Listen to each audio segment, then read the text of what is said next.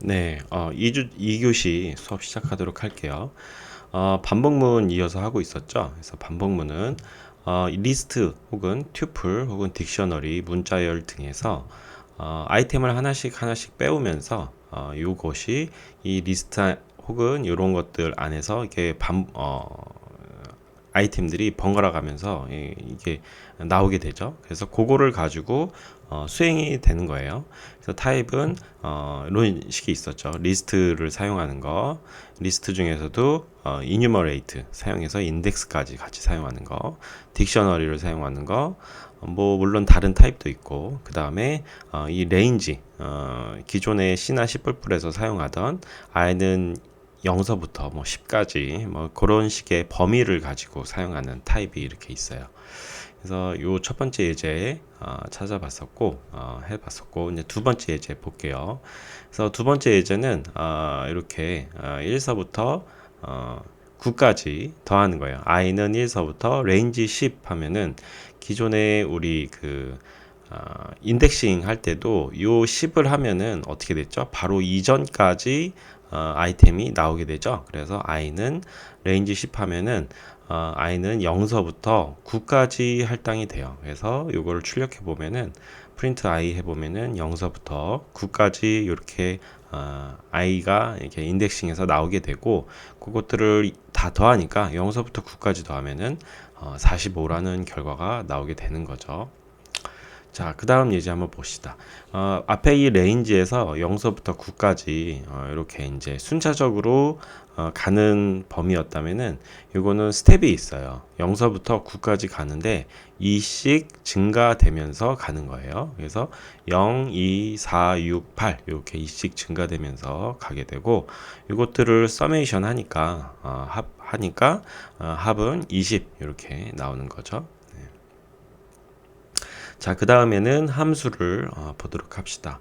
함수는 반복적으로 사용되는 부분을 모듈화해서 간단하게 재사용하는 거예요. 그래서 요거는 define하고 함수 이름 넣고 매개 변수 넣어서 정의를 해요. 그리고 밑에는 수행 문장을 넣고, 이게 타입 1이고, 타입 2는 원래는 함수는 어떤 반환값을 가져오게 돼 있죠. 그래서 x를 넣으면은 y가 나오는 식으로, 그래서 define 함수 이름하고 똑같이 매개 변수랑 수행 문장을 넣고, 마지막에 return하고 반환값을 넣을 수 있어요. 그래서 이 반환값을 넣으면은 함수를 호출하는 부분에서 a는 뭐 함수 sum 하면은 그 sum의 결과가 a라는 거에 이렇게 반환이 될 수가 있어요. 그래서 우리가 기존에 사용하던 C랑 C++의 구조를 거의 그대로 사용할 수 있으니까 논리는 그대로 가져가는 거예요. 그래서 그런 거를 좀 알아두시고, 차이점이 있다면은 요 콜론을 붙인다는 거. 자, 예제를 한번 봅시다. 그래서 이것도 우리 앞에서 했던 예제를 좀 함수화했어요. 그래서 처음서부터 끝까지 이제 숫자가 순차적으로 증가하는데 스텝만큼씩 증가를 하는 거예요. 그래서 sum 3에서 start, end, step 이렇게 넣으면은 초기화 sum은 0이고, for i는 range 해서 start, end, stop step 해서 들어가면은 i는 요 stop서부터 end까지 가는데, 엔드 바로 이전까지 가는 거죠. 그리고 스텝만큼씩 증가되면서 가는 거죠. 이렇게 가면은 어떻게 돼요? 0서부터 9까지 2씩 증가를 하게 되면은 20이 나온다. 앞에 있는 거랑 이제 동일한 연산 결과죠. 이렇게 간다는 거. 자, 이렇게 함수를 간단하게 해봤고, 클래스를 한번 볼게요. 클래스. 이렇게 파이썬은 C++, 자바 뭐 이런 것처럼 객체 지향 언어를 지향합니다. 그래서 클래스를 쓸 수 있고요. 대부분의 이론이 그대로 재사용이 돼요. 그래서 클래스는 왜 사용하는지 다들 아시겠지만, 반복적으로 사용되는 변수들, 함수들의 모듈을 객체로 패키지화해서 간단히 재사용한다. 이거 사용하기 위해서는 클래스를 정의한 다음에 객체를 생성해서 사용해야 된다라는 거죠. 그래서 예를 들면은 포인트라는 클래스를 정의를 했고 2, 3이라는 파라미터를 입력으로 받는다면은 요 클래스의 객체를 P1에다가 넣는 거죠. 그래서 P1이 이제 객체가 되는 거예요. 그래서 P1을 가지고 여기 포인트 안에 있는 함수들을 접근할 수 있는 거예요. 그래서 타입이 두 가지가 있는데 첫 번째 타입은 생성자가 없는 타입이고 두 번째는 생성자를 지정해 주는 거예요. 물론 여기 생성자가 디폴트 생성자가 생겨서 동작을 하지만 이 두 번째 생성자는 요거는 이렇게 변수를 따로 넣을 수가 있어요. 그래서 이런 초기화 목적으로 이렇게 생성자를 넣을 수가 있다라는 거. 그래서 형식은 클래스하고 클래스 이름 넣고 이 콜론 넣고 define하고 함수 그 다음에 셀프라는 거를 써줘야 돼요. 셀프 그 다음에 변수 1, 2, 3, 4 뭐 이렇게 변수 넣고 그 다음에 수행 문장 이렇게 넣어주고 define 함수2 이것도 동일한 형식으로 이렇게 정의가 되면 됩니다. 근데 이렇게 생성자가 있는 타입은 클래스 이름하고 define 언더바 init 언더바 이렇게 요게 이제 생성자예요. 그래서 생성자 init을 넣고 변수를 넣고 어떤 수행하고자 하는 초기화 같은 그런 수행 문장을 넣습니다. 그리고 나머지는 동일하게 함수를 정의해서 쓰면 돼요. define하고 이렇게 콜론하고 이렇게 하시면 되죠. 그래서 요거 같은 경우는 만약에 처음에 이렇게 생성했으면은 요거는 생성자를 호출한 거죠. 2와 3을 생성자로 그 생성자의 변수로 받는 그런 클래스를 호출한 거죠. 그래서 예제를 한번 봅시다. 그래서 어떤 거리를 구하는 클래스를 정의하고 싶은 거예요. 그래서 import mass 하면은 mass라는 라이브러리에 다양한 이제 수학적인 함수들을 포함하고 있는 라이브러리가 있는데 요거 일단은 임포트를 했어요. 그리고 클래스는 포인트라는 클래스를 정의를 했고 그 다음에 생성자를 이렇게 정의를 했어요. 언더바 init 언더바 하고 셀프 xy를 파라미터로 받는 생성자를 정의를 했다. 그래서 self.x는 입력받은 x에다가 집어넣고 self.y는 입력받은 y에다가 이렇게 집어넣고 이렇게 하면은 xy 변수에다가 입력받은 xy 값을 이렇게 넣을 수가 있어요. 그래서 이 셀프는 자기 자신을 지칭하는 거라서 뭐 이제 디스 포인터랑 비슷하다고 보시면 돼요. 그 다음에 요 생성자를 호출하지 않았을 경우에 동일하게 이제 set을 하거나 아니면은 xy 좌표 값을 수정할 목적으로 setPoint라는 함수를 또 따로 두었습니다. 그래서 setPoint는 self하고 xy를 하고 xy는 self x에다가 넣고 self y에다가 y를 넣고 그래서 setPoint가 정의가 되고 그 다음에 getDist라는 함수를 정의했습니다. 요거는 거리를 구하는 함수를 구현한 거예요. 그래서 입력받은 xy랑 기존에 저장돼 있던 xy 좌표와 입력받은 xy 좌표 간의 거리를 구하는 거예요. 그래서 거리 구하는 공식 다 알죠. 그래서 두 개의 x 사이의 차이를 제곱하고 y 좌표 사이의 차이를 제곱해서 더한 다음에 스퀘어 루트를 취한다. 스퀘어 루트는 이 매스에 있는 멤버 함수라서 이렇게 mass.square root 이렇게 호출을 해서 사용했어요. 그래서 이렇게 정의를 하고 이렇게 객체화 했어요. 포인트 2, 3에서 객체 P1에다가 객체화해서 넣고 그럼 P1을 가지고 사용하면 되겠죠. 그래서 P1.getDist 3, 4 하면은 2,3과 3,4 사이에 거리를 구한 거예요. 보면은 1 차이 나고 1 차이 나니까 1대 1대 루트 2 해서 루트 2에 해당하는 1.414 이런 값이 이제 나오는 거죠. 네.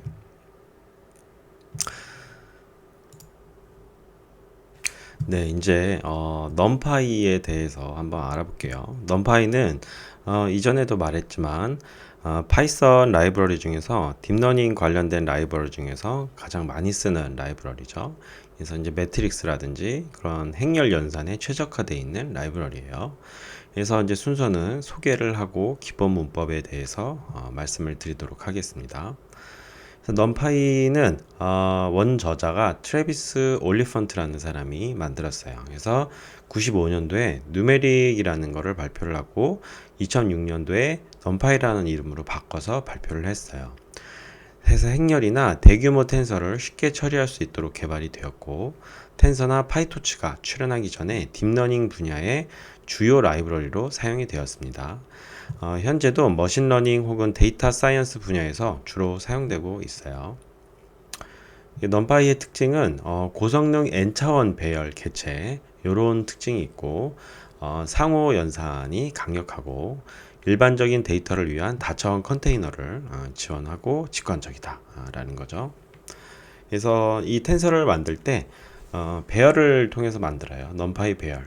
그래서 이제 파이썬 리스트랑 유사하지만 메모리를 좀 더 덜 소모하면서도 빠르게 연산이 가능해요. 그래서 이렇게 선언을 하면 돼요. numpy array 하고 cox에 1, 2, 3, 4, 5 이렇게 하면은 리스트처럼 이렇게 numpy 배열이 만들어져요. 여기 앞에 요것만 붙이면 되는 거죠. np array. 그래서 np는 이제 numpy를 이렇게 호출한다 라고 앞에 이제 정의하면 이렇게 계속 쓸 수가 있어요. 보통 이렇게 많이 정의를 합니다. 자, 그래서 배열을 만드는 다양한 방법이 있는데 numpy array하고 리스트를 이렇게 넣어서 배열화하는 방법이 있고 어레인지를 사용해서 쓰는 방법도 있어요.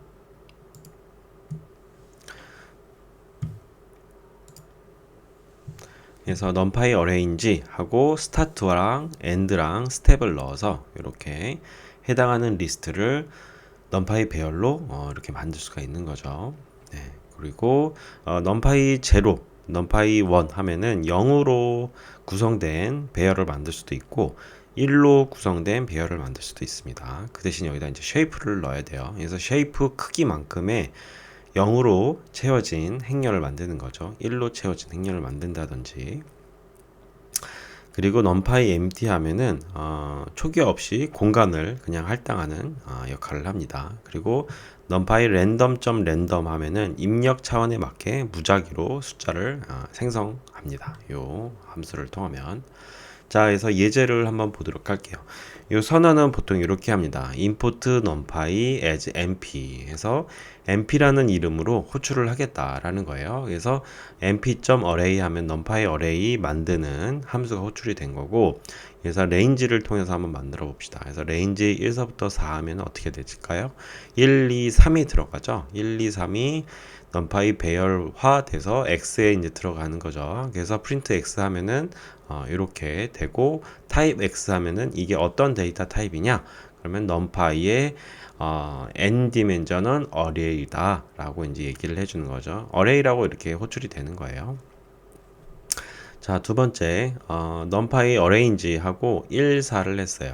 1, 4를 하면은 이렇게 동일하게 이렇게 range랑 동일하게 이렇게 값을 뱉어내게 됩니다. 동일한 기능이에요. 그래서 numpy arrange range 이걸 합쳐서 numpy array range 이렇게 a range라고 할 수도 있다는 거 알아두시면 편하겠죠. 그리고 numpy arrange array range 해서 4, 7 하면은 4, 5, 6 이렇게 생성이 되고 arrange 하면은 4서부터 6까지 이렇게 동일하게 형성이 되고 이렇게 동일한 기능을 하는 arrange가 있다는 거 알아두시면 될 것 같아요. 그 다음에 once랑 zeros 0으로 구성된 배열과 1로 구성된 배열 만드는 법을 한번 볼게요. 그래서 numpy zeros 하면은 쉐이프는 3이에요. 그래서 3 하면은 1,3 이거랑 마찬가지죠. 그래서 1행 3열 배열이 이렇게 0으로 채워진 게 생성이 돼요. numpy once 3 하면 이것도 1로 채워졌는데 1행 3열 이렇게 채워지고요. numpy random.random 하면은 3행 4열 3행 4열 배열이 이 쉐이프로 해서 랜덤한 숫자가 만들어져 가지고 이렇게 채워집니다. 그래서 이런 거 할 수 있다는 거. 그 다음에 numpy array하고 리스트를 x랑 y를 넣었어요. 그러면은 여기서 앞서서 이제 x랑 y를 정의를 했었죠. 1, 2, 3, 4, 5, 6. 그래서 이게 합쳐진 1, 2, 3, 4, 5, 6이 이렇게 또 다른 행으로 이렇게 해서 나오겠죠. 이렇게 될 수 있다는 거. 리스트 안에 리스트가 있는 형태죠. 그거를 이제 배열화한 거예요. 그래서 이제 쉐이프를 찍어 보면은 2행 3열이다. 이렇게 나온다는 거. 2행 3열이고 요 차원으로 들어가면은 요거 안에 들어가면 어떻게 돼요? 요 두 개가 있죠. 그래서 두 개가 있는 거고 그 안에는 세 개씩 있다. 이런 쉐이프로 출력이 되는 거죠. 그래서 요걸 디멘전을 한번 출력해 보면은 디멘전이 차원이 두 개죠. 하나 들어가 있고 그 안에 요게 들어가 있죠. 처음에는 요거 두 개가 들어가 있고 그 다음에는 요거랑 요거 안에 요 아이템들이랑 요 아이템들이 각각 이렇게 있으니까 2차원이다 라고 출력이 되는 거죠. 자, 그 다음에 텐서를 만들려면은 제로 z에 제로 하면은 여기 보시면은 이 z가 여기 있죠. 제로 하면은 요거 1, 2, 3 요게 이제 출력이 되는 거죠. 그래서 제로에 z에 제로 하면은 1, 2, 3이 이렇게 이제 나오는 거고 인덱싱을 하는 거죠. 그래서 1, 2, 3 나오는데 요거를 항목을 꺼내고 싶다 그러면 0번째, 0번째 하면 되는 거고 0번째, 1번째 하면은 0번째에 1번째 2가 되는 거죠. 그래서 이렇게 출력이 된다는 거 알아두시면 될 것 같아요. 자, 그 다음에 텐서 조작을 한번 봅시다. 그래서 텐서를 결합할 수도 있어요. 그리고 차원을 재조정할 수도 있어요. 그래서 대표적으로 많이 쓰는 게 세로 방향으로 결합할 때는 numpy vstack 하면은 세로 방향으로 배열을 이렇게 결합될 수가 있어요. 그러니까 행이 늘어나는 거죠. 그 다음에 hstack 하면은 배열을 수평 방향으로 결합한 거예요. 열이 이제 늘어나는 거죠. 그래서 vstack과 hstack 이런 함수가 있다는 거. 그 다음에 차원을 재조정하고 싶으면은 numpy reshape 쓰면 돼요. 그래서 n행 m열로 재조정하고 싶다. 그러면 numpy reshape nm 하면 되고 numpy flatten 하면은 1행 x열, n열 행열로 재조정할 때 flatten을 많이 씁니다. 그래서 이 딥러닝 할 때 flatten이라는 함수를 종종 쓰게 될 거예요. 그래서 fully connected layer라는 1차원으로 쭉 연결된 행렬을 만들어야 되는데 그때 요 플래튼을 많이 씁니다. 그래서 요 용어를 거의 그대로 가져가서 파이토치랑 텐서플로우도 요것처럼 이렇게 많이 써요. 리쉐이프도 있고. 자, 그래서 예제를 한번 보도록 합시다. 그래서 vstack에서 아까 전에 정의했던 x랑 y가 있었죠. x는 1, 2, 3, y는 4, 5, 6일 때 이거를 vstack 하면은 어떻게 돼요? 행이 늘어난다. 행으로 늘어난다. 근데 만약에 hstack 하면은 1, 2, 3, 4, 5, 6 그래서 열로 늘어나는 거예요. 열로. 그래서 1행 6열이 되죠. 이거는 1행 3열, 1행 3열 더하면은 2행 3열이 되는 거고 1행 3열, 1행 3열 더하면은 1행 6열이 된다. 이렇게 v스택과 h스택이 쓰는 방식이 이렇게 좀 다르다라는 거. 이거 알면은 텐서 조작이 좀 편해지겠죠. 그래서 h스택은 concatenate라는 함수랑 유사하다. 거의 동일하게 동작한다라고 보시고 요거를 보시면 돼요. 그래서 1, 2, 3, 4, 5, 6 이렇게 붙인다. 요 concatenate의 기본 디폴트 값은 엑시스가 제로인데 요 엑시스를 조정함에 따라서 이런 식으로도 vstack처럼도 쓸 수가 있어요. 그래서 concatenate는 뒤에 딥러닝 할 때도 많이 쓰는 함수니까 요 vstack, hstack도 많이 쓰고 concatenate는 요거를 다 포함하는 개념이라서 이렇게도 많이 씁니다. 그리고 리쉐이프 함수는 3행 2열로 이걸 1행 6열을 3행 2열로 리쉐이프를 해라. 그래서 3행 2열로 이렇게 리쉐이프를 했죠. 다시 재조정을 한 거죠. 근데 이렇게 할 수도 있어요. 그 앞에 행 값만 지정을 해주고 뒤에 열은 알아서 해라. 계산하기 귀찮잖아요. 총 6개의 원소인데 3행이 되려면은 3, 2, 6 해서 2가 돼야겠구나 그렇게 계산할 수도 있지만 행값만 지정해 주면은 열 값은 알아서 해라. 그래서 그런 의미에서 마이너스 1을 이렇게 붙이면은 이렇게 알아서 2로 만들어 줍니다. 그래서 동일한 결과를 가져가고 플래트는 아까 전에 여기 했었죠. 1행 n열로 x열 행열로 재조정한다. 그래서 g.flatten 하면은 요거를 1행 n열로 재조정을 하는 거를 볼 수가 있죠. 네. 자, 그래서 요 텐서 조작까지 봤고 그다음에 텐서 연산을 한번 볼게요. 이 텐서 연산은 더하기, 빼기, 곱하기, 나누기가 모두 가능합니다. 그래서 이 텐서 원소별 연산이에요. 원소별 연산. 그래서 예제를 좀 뒤에 보실 텐데 일단은 원소별 연산 더하기, 빼기, 곱하기, 나누기가 가능하다라는 거. 그리고 브로드캐스트 이거는 더 작은 이거 잘 알아두셔야 되는데 브로드캐스트 연산은 더 작은 텐서는 호환되는 모양을 갖도록 더 큰 텐서에 걸쳐 브로드캐스팅 되는 거예요. 예를 들어서 numpy array 1, 2, 3 선언을 했어요. A는. 그리고 B는 2.0이라고만 선언을 했어요. 근데 A 곱하기 B 하면은 요 원소별 곱하기를 하기 위해서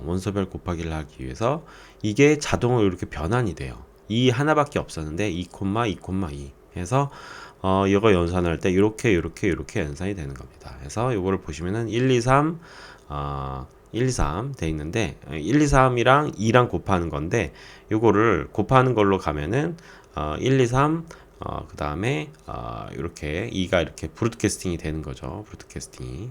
그래서 원래는 요거였는데 이렇게 브로드캐스팅이 돼가지고 요 두 개가 이제 곱해지는 거다. 그래서 결과가 이렇게 나온다라는 거.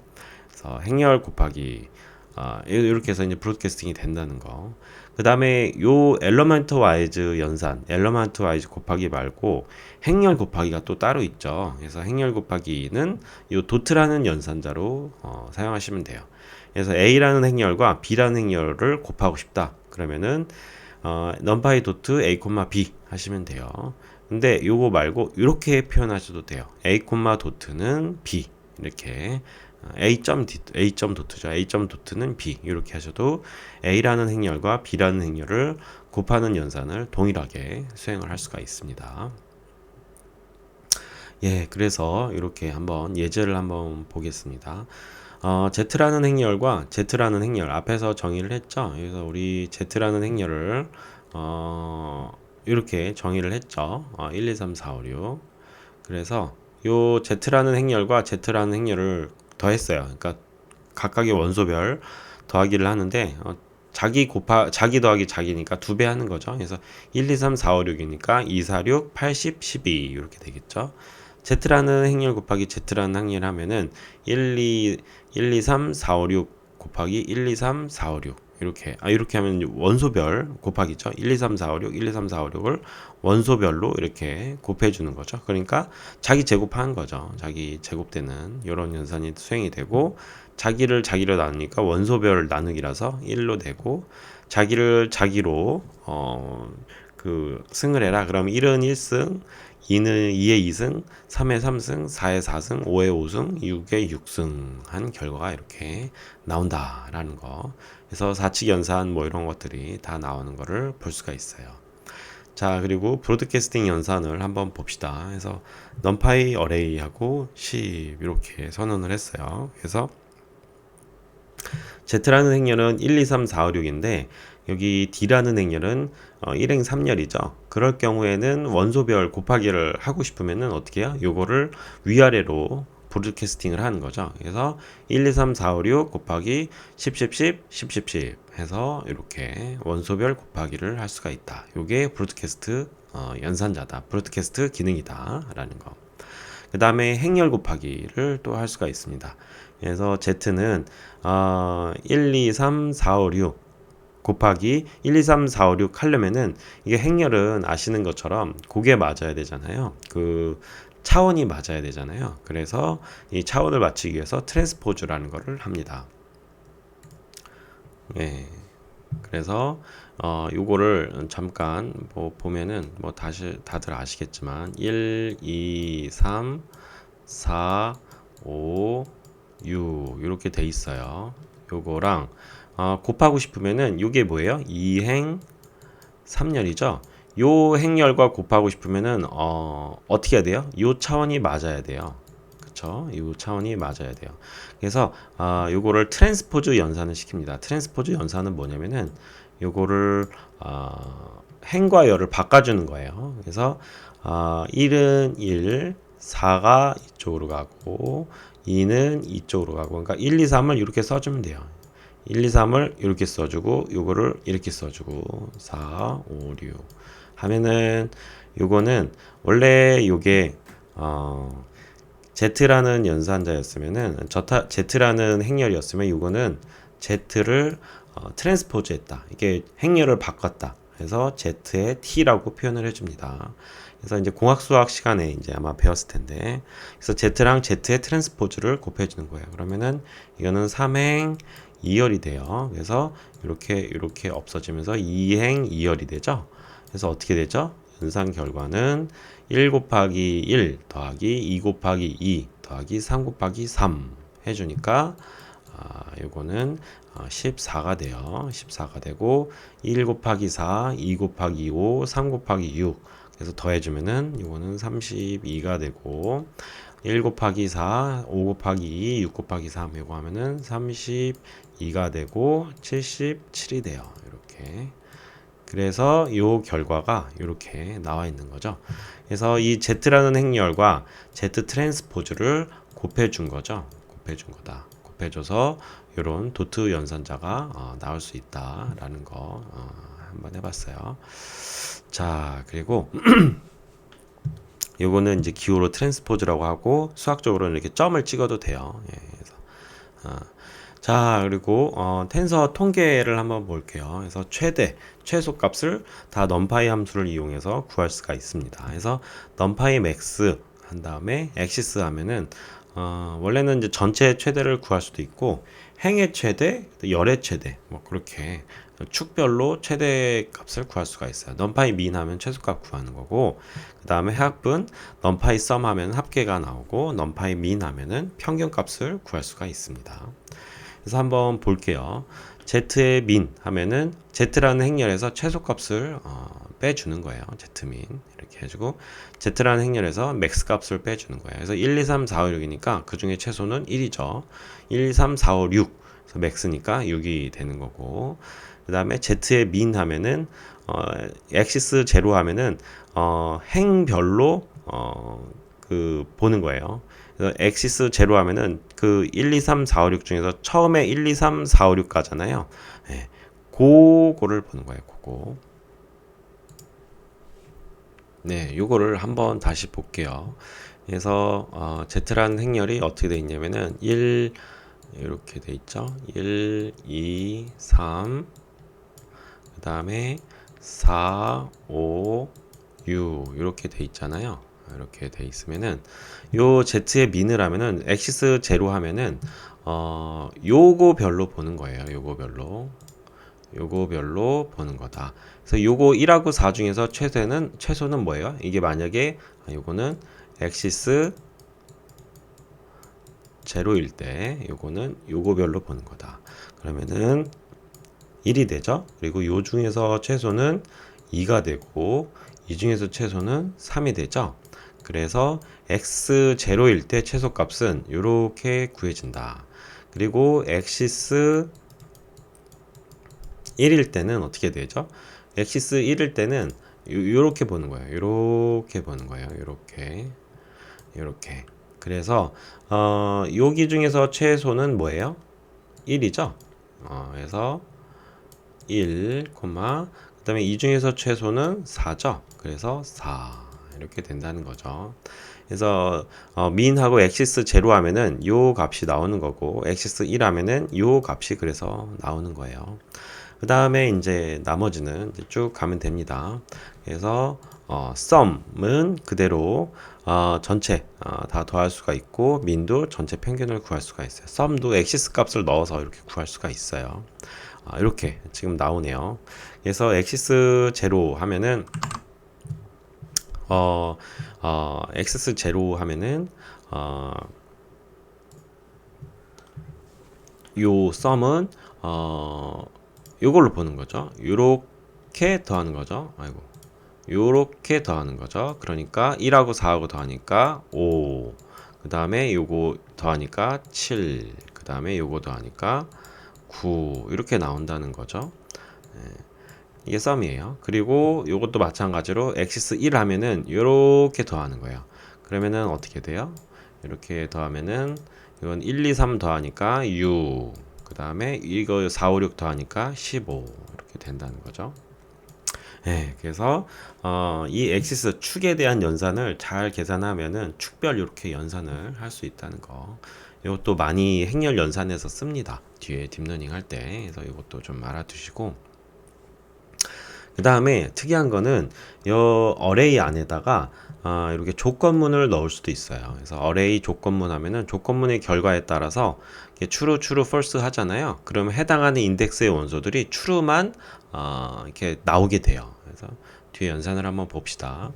Z라는 연산이 행렬이 1, 2, 3, 4, 5, 6이잖아요. 그걸 2로 나눴어요. 그게 0이냐를 보는 거죠.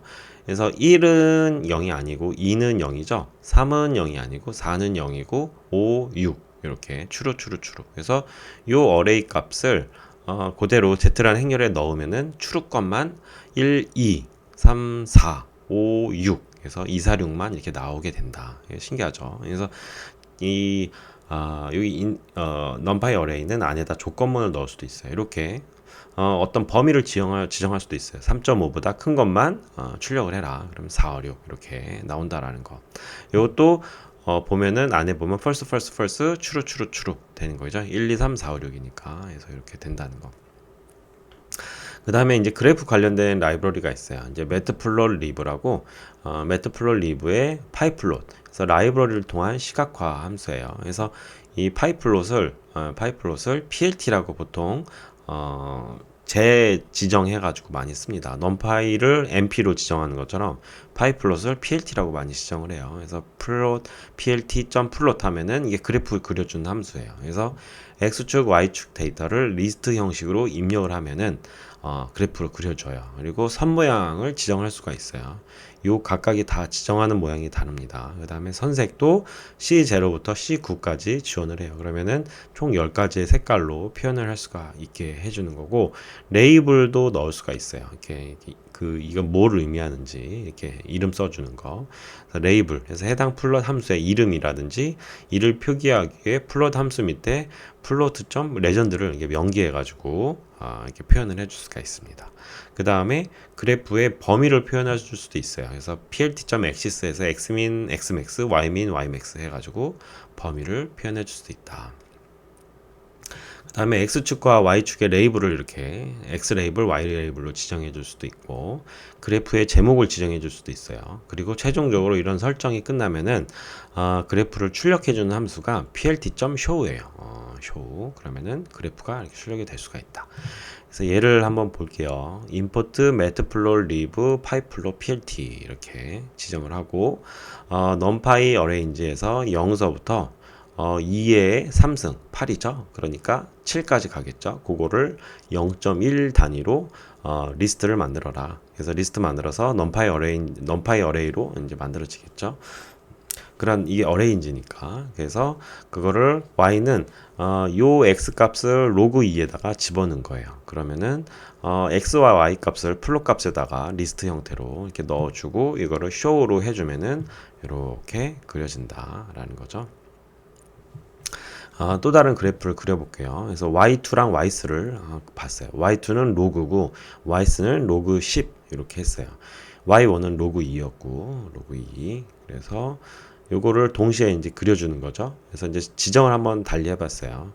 이거는 C0 색깔, C1 색깔, C2 색깔. 그러면은 C0 색깔은 이렇게 파란색, C1은 이렇게 오렌지색, C2 색깔은 그린, 녹색 하고, 레이블은 이거 로그 2로 해라. 그 다음에 이거 레이블은 로그로 해라. 이건 레이블은 로그 10으로 해라. 그러면 이렇게 레이블이 달리고, 라인 스타일은 이건 기본 스타일, 요거는 비큼 스타일, 요거는 점 비큼 스타일 이렇게 해주고, X 레이블은 X, Y 레이블은 Y로 지정해주고, 타이틀은 로고 컴패리슨.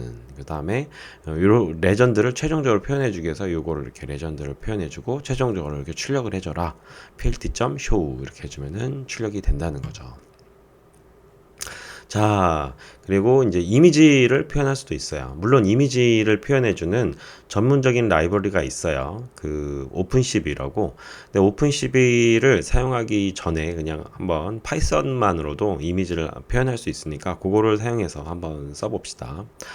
자, 그래서 matplotlib로 이미지를 표시하기. matplotlib 이미지.imread 하면은 여기다가 파일 경로를 넣어주면은 해당하는 이미지를 출력을 해줄 수가 있어요. 그래서 해당 경로의 이미지 파일을 numpy 배열 형태로 반환을 해주는 거다. 그래서 이미지에 height, width, 채널 이렇게 차원으로 넣어주면은 요거 크기에 해당하는 거를 이제 출력을 해주는데, 요거의 데이터는 unsigned integer 8 요걸로 해줘야 돼요. unsigned integer는 8비트 양수만 있는 unsigned integer예요. 그래서 총 각각이 8비트니까 2의 8승이니까 이게 2의 8승이에요. 2의 8승이니까 256가지가 나오겠죠. 256가지의 픽셀 데이터로 구성이 된다라는 거예요.